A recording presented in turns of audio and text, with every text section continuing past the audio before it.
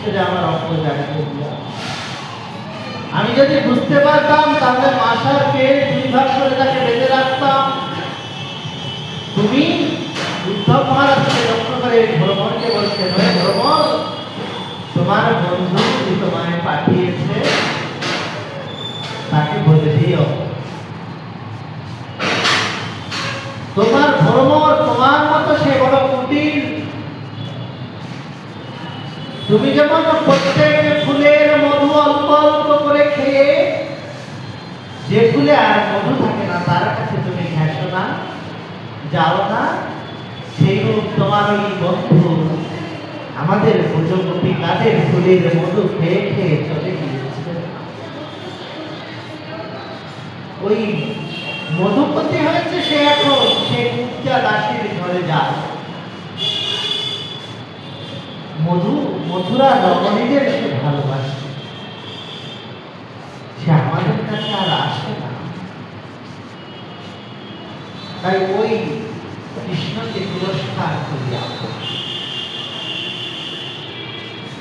এই যে বলছেন ভর্ৎসনা করছেন,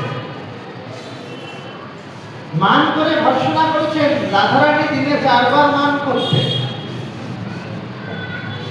একবার গোবিন্দ আবার বলছেন, রাধে আমি তোমার কাছে কিছুই পাই, একটা জিনিস আমি তোমার কাছে চাই। রাধারানী বলছেন, কি চাও প্রভু? তখন গোবিন্দ বলছে, আমি একটু তোমার রাগ বা মানটা চাই। আমি না মান করতে পারি না, তুমি যখন হে গোবিন্দ বলে ডাকো আমি সাথে সাথে ভাবি তোমার কাছে দৌড়ে চলে যাই। আমি মান করতে পারি না, আমি একটু মান শিখিয়ে দেবে।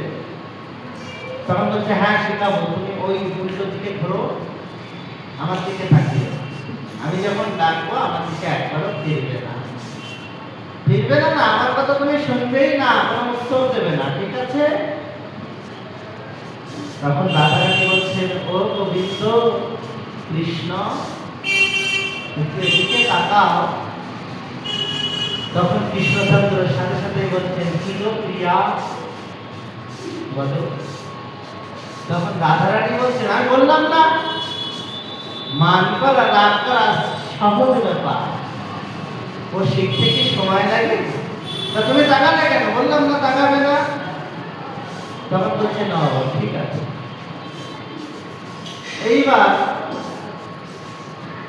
গোবিন্দ উল্টো দিকে ফিরে দাঁড়িয়েছেন, এবার বলছেন, কৃষ্ণ এদিকে তাকাও, আমি না তোমার জন্য